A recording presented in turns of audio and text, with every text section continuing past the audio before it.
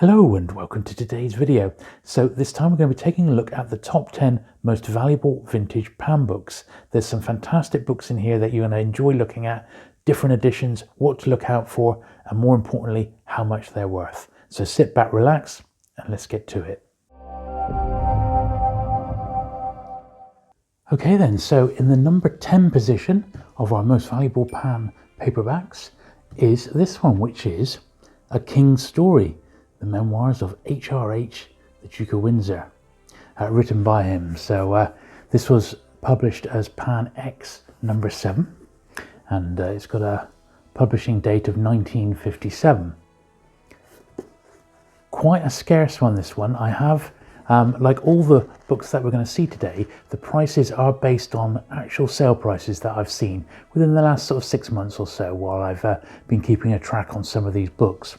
So not something that you would expect to be a collectible in the world of paperbacks, but I've seen 2 copies of this go now, for one for 40 and one for £45 online. So and that's what they've sold for, so it must be quite scarce. I really don't know why. I don't know, but there we are. That's a really nice copy of that one as well. So one to look out for, A King's Story. Definitely the sort of thing that would turn up. And you'd see it for, just a couple of quid or something. But yeah, quite a surprise, that one. In the number 9 slot is this. Now, this is sort of expected to be a bit of a collectible. And it's the only hardback we've got today, but it's a very early pan book. Now, this is a hardback, not a paperback. This is the very first printing of this one by Pan, all the way back in 1945. This first issue. Now, there are actually 3 other editions of this book. There is also, in the same year that this one came out, there was a Book Society version, which was also 1945. Then Pan themselves did a reprint in 1946, and there's a final one with a green cloth cover from the Reprint Society in 1949. Now, I believe the reason this one's quite scarce, it's got this very thin dust wrapper. I mean, it's wafer thin. There it is, with the original Pan logo designed by Mervyn Peake on the back. So finding ones with a complete wrapper, I think this is the 5th or 6th copy of this one that I've had through my hands, and this is still the best one, and it's by far from mint, but it's the best one I've ever owned. And this is the traditional red boards. So a beautiful book. Certainly one that I've seen sell consistently for good money, and I've sold all my spares for, well, £30 upwards, but really nice ones, in a fine wrapper. You are looking at about £55 for one of these now, maybe a little bit more. I did see one odd one go on a buy it now for 100, and I just think it was someone who was a bit more sort of impatient. My own personal feeling is 55 is about right for that particular book. So book number 8 is the only Agatha Christie that we're going to see today. Agatha Christie, her early ones in particular, are really collectible in pan books, and even the later ones, they don't even have to be first editions, but if they're in nice condition, there's so many different variants that people just love to collect her as an author, and I'm amongst them. I just love them all, and I'm trying to get all the different sort of jackets from all the different publishers over the years, up to perhaps about 1970, but that alone is that would be just a dedicated collection in itself, because there's so many great books out there. Now, this particular one was released as Pan Books number 4. You see the little number 4 in the corner there, down the bottom, and well, I don't really know the print run on this one. I would imagine it's like most of the pans of this period, probably about 50,000. And yeah, first published in 1947.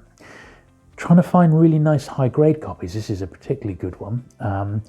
It's quite difficult, so it's one you're going to need to keep your eyes peeled for. All editions of this book, not just the Pan one, but there's a reprinted Pan one, and then there's the one from Penguin Books, and then there's a later one from Fontana. All of these are quite collectible nowadays, and of course the book's title itself was retitled to And Then There Were None. But if you find it with the original title on and in nice fine condition, this particular pound one goes for about £75 now. The Fontana one I've seen for about 50, and the Penguin one, which I believe had a very big print run, about 35 to 40 on the Penguin first edition. But definitely worth keeping your eyes peeled for any Agatha Christie's in early Pam, because they're definitely sought after. So next then we've got this. Now this is the first, but by no means the last, of the James Bond books we're going to be looking at today. So Pan published Bond in paperback. They were the paperback publishers, and like the hardbacks, they're highly collectible. There's not that many Bond books when you think about it, of the original Flemings, so it's definitely something that's achievable, and I think that's part of the appeal of people collecting the Bond books. There's not, you know, unless you go into the continuation, you know, there's not like 100 to get. There's only, what, 14 is there? So, but this is one of the last ones, not the last one, but near the last one, and for some reason, all the copies of Octopussy were exported, of the first British printing of it. They were all exported, I believe, to Canada, or possibly over to Australia and New Zealand as well. So this is what you're looking for inside. First published in this form in 1967 by Pan Books. There is a Canadian edition which looks almost exactly the same. It's just, I should have put it down really, it's ever so slightly thinner, but it does also have the number. All subsequent editions, they've dropped the number, because by that time Pan had moved to ISBNs. So this copy myself I had to get from Australia, and I did manage to find it over there quite reasonably. I think it paid about maybe £17 for this one, and that included shipping from Australia. So I didn't do too badly. However, a copy sold recently on eBay UK for just a touch under £80, and there was a lot of bids on it. So I think 75 to 80 is not unreasonable for this one nowadays, particularly if it's in sort of top condition. So certainly one to keep your eyes peeled for, and look out for that spine there. If you see it with the number on, there's a very good chance that it's going to be a first edition. So in the number 6 slot is Moonraker. But this is the fabled director's cut. Now you might have sort of heard of this, the director's edition. And that's the director in question is this guy here. And his name is Ralph Vernon Hunt. And he was the managing director of Pan Books at this time when these were published, which was in 1961. And he was the nephew of Pan Books' founder, Alan Bott. Anyway, they used his sort of depiction there on the front on 5 of these editions, known as like the director's editions. And it's just like a little flash along the bottom there. By far the toughest one of the 5 to get is Moonraker. And that's this one here. Although the most common would be by far Goldfinger, which I believe is the first printing of that. The next scarcest one is probably Dr. No, with the director's little logo on the bottom, which I estimate to be worth around £40.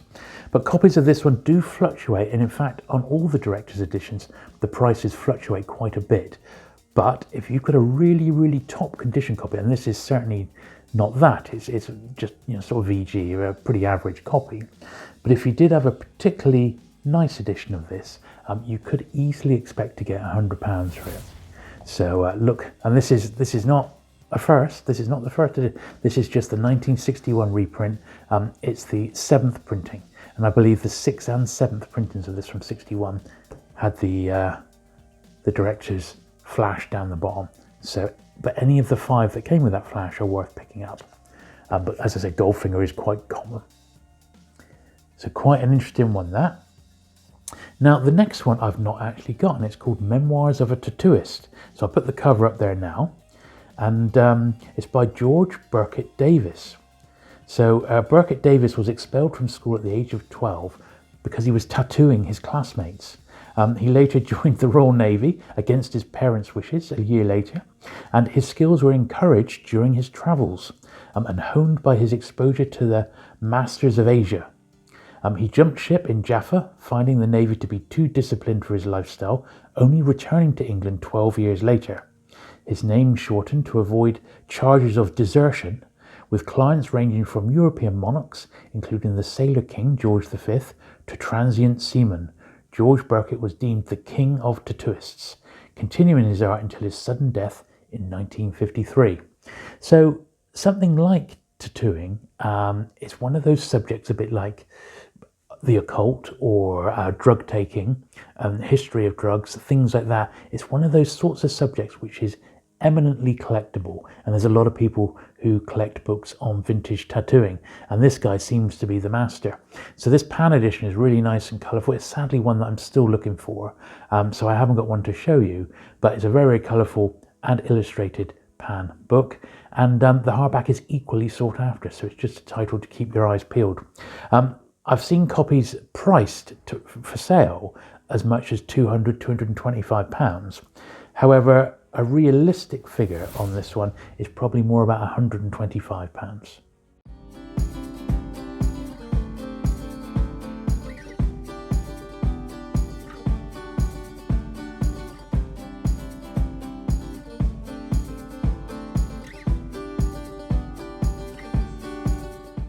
Okay then, so next we have,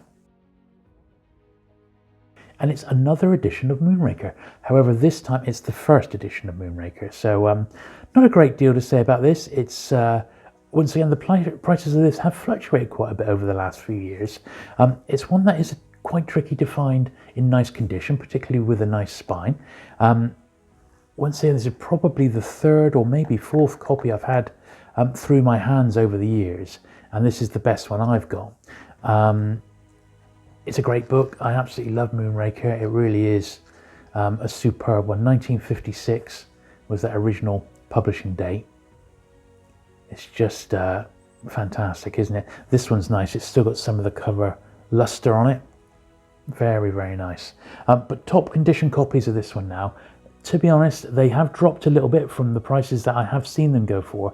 A ballpark sort of average price for these now is about £150 for the first pan printing. Very, very nice book. Now the next one, number 4, you're probably very familiar with because it is Casino Royale. So here's a couple of copies of it, the first printing and the second printings.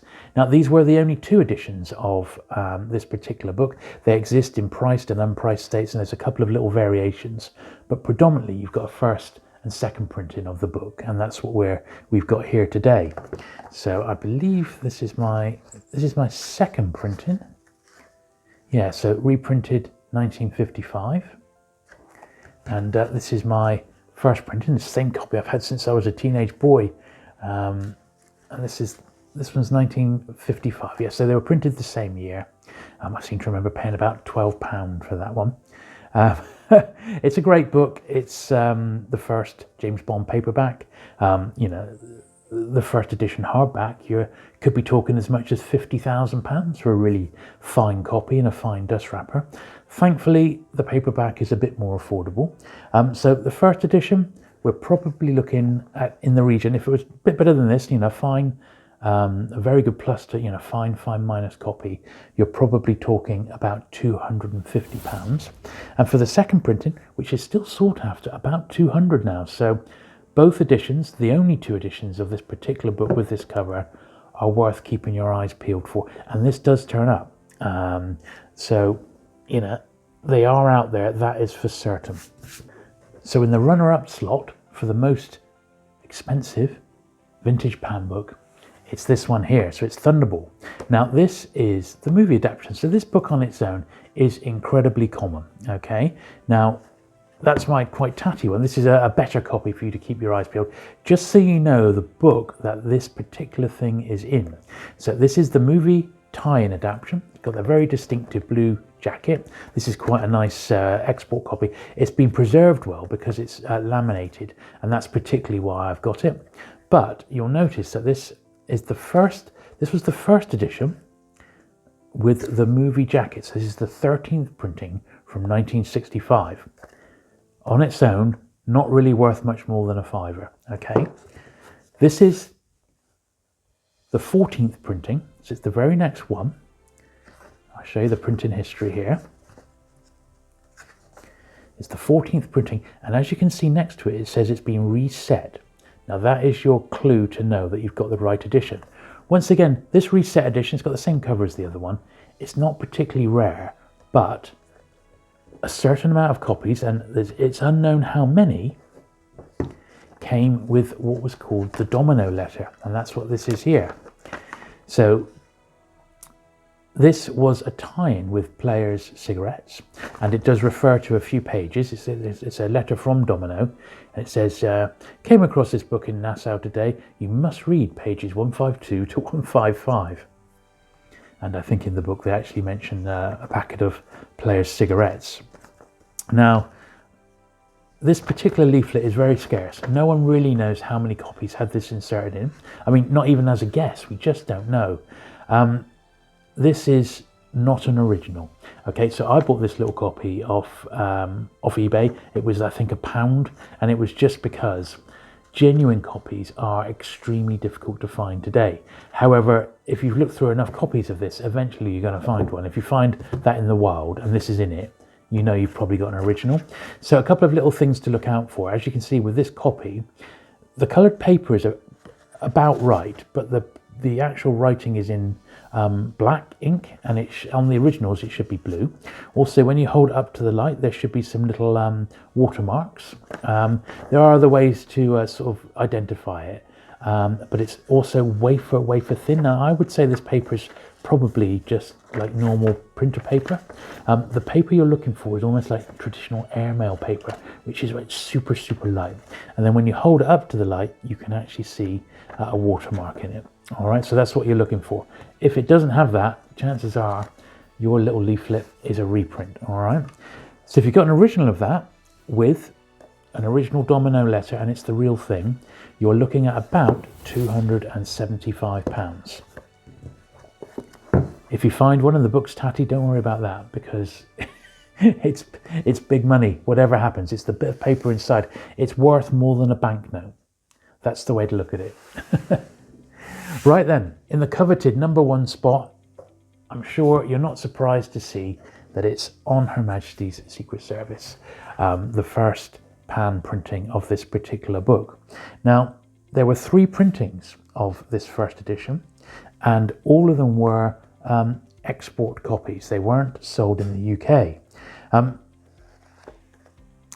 They often say that because it's so difficult to find a copy of this, it basically puts collectors off trying to get a full set of the James Bond books in first edition. However, they are out there. So apparently, for years I always thought that this was an Australia or New Zealand cents copy, but in actual fact, these first editions were predominantly sent to Canada. And these ones with the 60 cents on, these typically go for about £600 to £800 now. All right.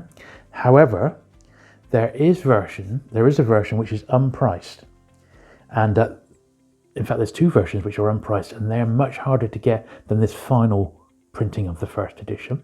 And the unpriced editions go for about double that. But we'll get on to the final price in a minute. So as you can see, I found mine in the UK, and it's got a 1 and 6 in the inside cover there. And that sort of makes me think that it was just sold in the UK at that time. And when you look at the printing page there it is. This edition, 1964. No mention of any reprints at all, and that's what you're looking for. So there are, as I said, 3 editions. The first one is completely unpriced, and it doesn't have the not for sale in the UK on the back. Then there's an unpriced one with not for sale in the UK on the back. And then finally the version that we've got here, which is the 60 cents printed to the front cover without not for sale in the UK on the back. So you see it's not there. So that's the 3 different editions. And the unpriced one with the not for sale in the UK on the back is the most expensive of them all, with copies, well, one sold recently for £1,500, and another one went just a month ago as I filmed this with detached pages. So it's a really tatty copy, and some of the blocks had fallen out for £800, if you can believe it. So absolutely amazing. Now there is just one other book to keep your eyes peeled for, and that's one that my friend Tim, who runs the Pan Collectors website, is on the lookout for.